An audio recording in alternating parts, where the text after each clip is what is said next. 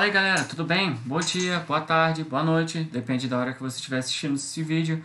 Aqui é o professor Felipe Castanho com mais uma videoaula pra gente. Bom, galera, eu tinha parado com as videoaulas porque havia uma orientação da prefeitura de que nós nos mantivéssemos no primeiro bimestre, tá? Focando no primeiro bimestre. Sendo que houve uma nova orientação de que a gente adentrasse, começasse a conversar sobre o segundo bimestre, ok? E aí, a princípio, né, até dezembro a gente tem que finalizar aquilo que seria o segundo bimestre, né, que a partir de agora vai ser chamado pela prefeitura como Unidade de Aprendizagem 1. Ou seja, a Unidade de Aprendizagem 1 ela é feita do primeiro e do segundo bimestre do ano de 2020, ok? Ou seja, aqui nesse caso, primeiro e segundo bimestre do sétimo ano, ok? Só para deixar claro. É óbvio que mudanças podem acontecer, não é definitivo, porque a pandemia, enfim, ela o tempo todo ela muda o cenário, mas por enquanto é esse o pé que está e por isso eu decidi voltar com as videoaulas, ok? Eu vou voltar exatamente de onde eu parei, tá? De onde eu parei. E, bom, vamos lá, ok? Nós vamos conversar então, hoje, sobre expansão marítima, ok? Expansão marítima, grandes navegações, são vários os nomes. Vamos lá que a gente já vai entender sobre o que eu estou falando.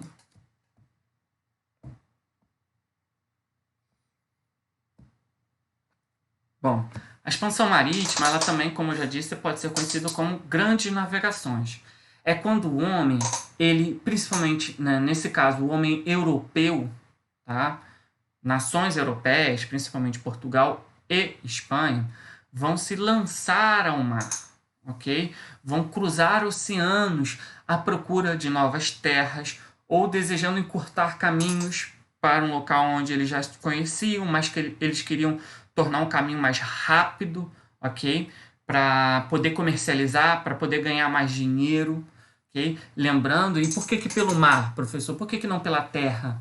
Né? Porque na época, gente, não havia estradas como nós temos hoje em dia, né? Naquela época, viajar pelo mar era a opção mais rápida que se tinha. Não era a mais segura, como nós vamos ver, mas era a mais rápida, definitivamente, né? Hoje em dia, é óbvio, nós poderíamos falar que nós temos os aviões, né? Os aviões, acho que, sem sombra de dúvida, é um meio mais rápido de se viajar, né? Mas naquela época não tinha estradas. E as estradas que a gente tinha eram estradas de terra, era carroça que se tinha, não tinha carro, né? Então vocês imaginem a carroça quebrava, o trabalho que dava, os perigos das estradas. Nós não tínhamos, como hoje em dia, cidades em todos os cantos, né? Nós tínhamos cidades, né? Às vezes uma cidade até colava na outra, mas as cidades eram distantes uma das outras, né? Então o cara às vezes andava, né, 100 quilômetros só de floresta, né? Então o mar era a opção normalmente era a opção mais rápida e até a opção mais barata quando se tratava de grande comércio, tá? E por isso o homem, a partir do momento que ele quebra alguns preconceitos e começa a conhecer novas tecnologias, ele decide usar cada vez mais o mar, ok? Hoje nós vamos falar apenas de um aspecto muito específico, só para a gente entender mais ou menos como pensava esse homem, que ele está vivendo ali em 1450, em 1500, em 1520, em 1600, né? Esse homem ele pensa muito diferente da gente, ele tem medo de coisas diferentes da gente, né? E eu quero que a gente conheça um pouquinho de como esse cara pensava. Bom, vamos lá. Isso que eu estou chamando de como esse homem pensava, né, é o chamado imaginário europeu, né? Ou seja, a imaginação do homem, né? Lembre-se sempre o seguinte, gente, hoje em dia, né, quando criança, né, que a gente tem muito medo, né? A gente tem medo do escuro. Por que a gente tem medo do escuro? Porque a gente não consegue ver o que está no escuro, né? Aquilo que um homem normalmente não vê, ou aquilo que ele não conhece, que ele não compreende, ele tem medo, né? É muito comum. A gente pode até romper o medo, né? A gente precisa ir no banheiro, tá? A luz apagada, mas eu tô com medo porque eu ouvi um barulho. A gente pode até romper esse medo, mas que a gente tem aquele medo, tem, né? E é isso que um homem, esse imaginário europeu, imagina que naquela época então, esses homens eles não tinham nenhum conhecimento que nós temos hoje em dia. Não tinha internet, não tinha como dar um Google, né? Eles tinham eram livros, né, de um cara que escreveu há 100 anos atrás, há 50 anos atrás, há 10 anos atrás, de um cara que ele nunca viu, de um italiano, de um espanhol. As informações eram esparsas, né? Ou seja, eram espalhadas. E esse homem, obviamente, durante muito tempo, ele não vai se lançar aos grandes oceanos, né? Porque ele tem medo, né? Esse mundo ele é pequeno, né? Muitas das vezes, imagina, um homem nascia e morria sem nunca sair da sua cidade. Isso era muito comum, né? Como eu disse, viajar não era algo simples, não era algo fácil, não era algo barato, né? Então esse mundo ele era pequeno, as pessoas poucos conheciam, né? E aqueles que conheciam, né? Mesmo aqueles que conheciam, né? Os cientistas, os estudiosos, eles conheciam, mas de forma limitada, né? Eles sabiam muito pouco sobre o que tinha no Oceano Atlântico a partir de determinada linha, né? Não sabiam nem aonde dava, eles não sabiam aonde a Terra, eles não sabiam como de fato aonde a Terra acabava, né? Havia ainda os homens que acreditavam que a Terra ela acabava num precipício, né? Por incrível que pareça, tem gente que acredita até hoje que a Terra é plana, né? Depois de tudo que a gente viu, né? Depois do homem ter ido à Lua, ter ido ao espaço inúmeras vezes, ainda tem gente que acha que a Terra é plana. Então acho que esses caras talvez estejam melhor até do que a gente, né? Porque eles não sabiam de fato por desconhecimento, não por falta de prova, não por falta de prova científica, inclusive, né? Enfim, esse mundo era pequeno, esses homens tinham conhecimento muito limitado, muito pouco eles sabiam. Os que muito sabiam muito pouco com relação a hoje. Então, imagine, por exemplo, que uma criança hoje, um adolescente de 18, de 15 anos, às vezes ele já sabe mais do que um adulto que viveu a vida inteira no século XV, por exemplo, né? E havia, obviamente, o medo do desconhecido, né? Eles chamavam do chamado o mare ignotum, né? O mar do mistério, aquilo que era desconhecido. Essas pinturas são retratadas, são pinturas da época, tá? Não são pinturas de hoje. Então esses homens imaginavam que havia, né, no mar, cada vez mais nas partes onde eles conheciam, monstros, né? Peixes enormes que engoliam embarcações inteiras, né? Eles acreditavam nesses mitos, nessas lendas que se falava, que se passava, né, de um para o outro. E isso gerava, obviamente, um medo enorme, né, um medo do desconhecido. Havia um ditado, né, que dizia, inclusive, né, que falava que aquele que não sabe rezar, que vá para o mar. Porque você imagine, né, primeiro, muitas das vezes o mar era uma região desconhecida, que eles pouco conheciam. Segundo, os navios, não preciso dizer para vocês, que não eram os navios mais seguros do mundo, né? Quando comparado a hoje, onde os navios são orientados por satélite, os navios possuem um material muito melhor do que hoje em dia, tinha um material muito inferior ao material que nós temos nos barcos, nas embarcações de hoje em dia, né? Então, o ato simples de se lançar para navegar nesses navios já era algo temeroso, né? Imagina você estar no meio do mar, do nada, sem ver nada, e de repente vem uma tempestade. Não tinha satélite, não tinha GPS, né, para se guiar. Muitas das vezes as navegações se guiavam apenas pelo Sol e pelas estrelas. Só que um detalhe pequeno: se, por exemplo, ficasse nublado, de noite, por exemplo, nublasse, principalmente à noite, era uma das melhores formas deles de guiarem, porque eles conheciam as estrelas, né, as constelações. Só que se está nublado, ele não se guia. E às vezes uma noite inteira, passa-se noites dessa forma e ele sem saber onde ele está.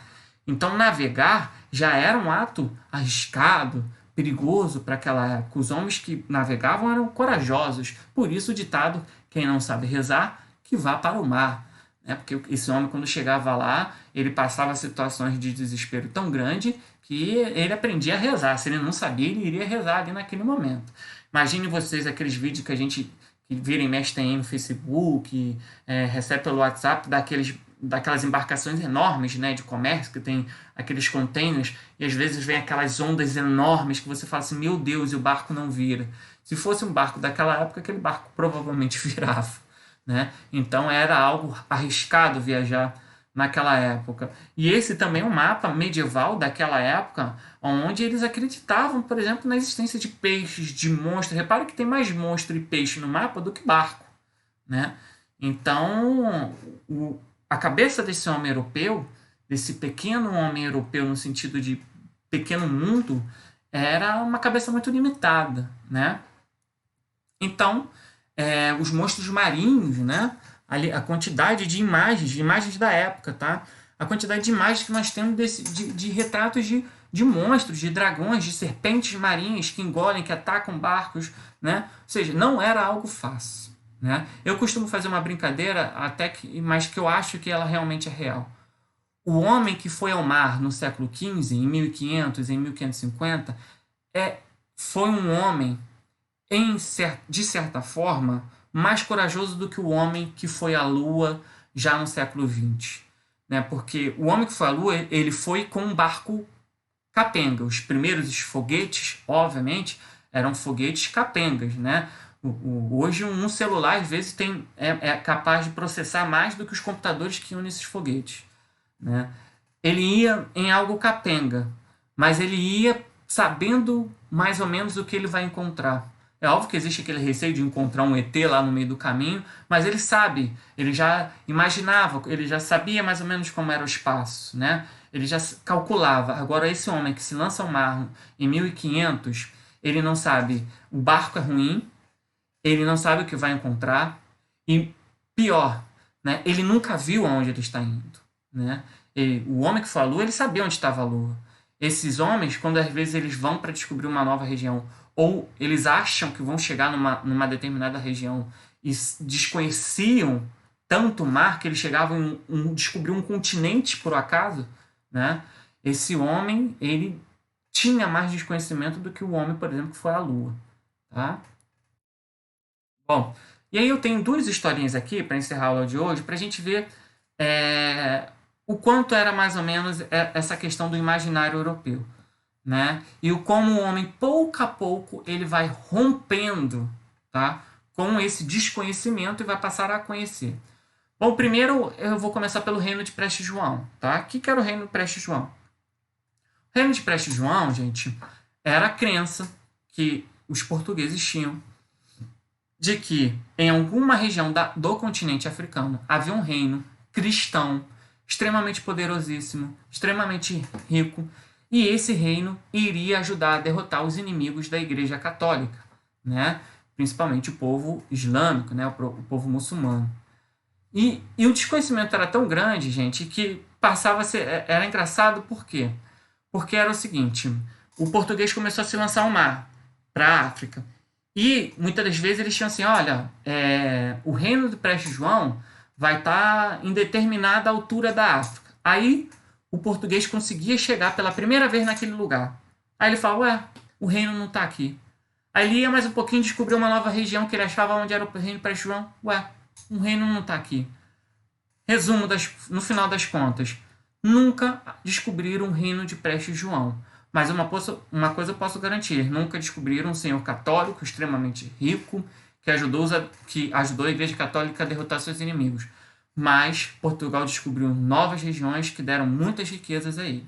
Né? O outro é um relato mais interessante, e aí sai de Portugal e vamos para a Itália, né? Foi um mercador veneziano chamado Marco Polo, né? E ele viajou para o Oriente durante o século XIII. Né? Os seus relatos alimentavam o imaginário europeu, porque o Marco Polo ele esteve lá, ele sabia, ele soube o que ele viu.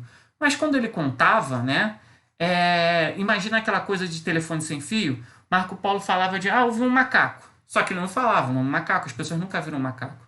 E aí, de repente, ele fala que o macaco era um cara legal, né? Que o macaco era um animal legal, que ele fazia isso, fazia aquilo. Só que quando as pessoas começam a passar, aí chega lá na 15ª pessoa que ouve a história do macaco, já diz que o macaco é um bicho ruim, que o macaco ataca o ser humano, que o macaco rouba as coisas do ser humano. Né? Que de certa forma a gente até tem uns macaquinhos que roubam comida, né? Nossos pertences, a gente vê em vídeo da internet, mas entenderam a lógica, né? O Marco Polo, que teoricamente ele vai ajudar sim a romper com certos mitos, mas ao mesmo tempo que ele conta essas histórias também vão ser reinventadas, né? como eu disse, não há internet, não existe uma consulta. Então, muitas das vezes, o conhecimento ele é passado de boca a boca, até porque a gente está falando de uma Europa em que grande parte da população ela é analfabeta. Então, nem as palavras do Marco Polo elas vão ficar fixas no papel, né? Elas vão ser reinterpretadas por diferentes pessoas.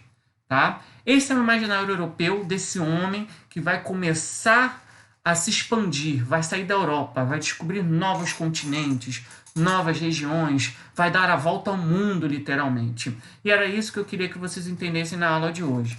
Eu espero que vocês tenham gostado, tá? Qualquer dúvida, como sempre, deixe minhas redes sociais aí livre. E a gente se vê até a próxima, continuando ainda sobre esse tema das grandes navegações. Um abraço, se cuidem, fiquem em casa.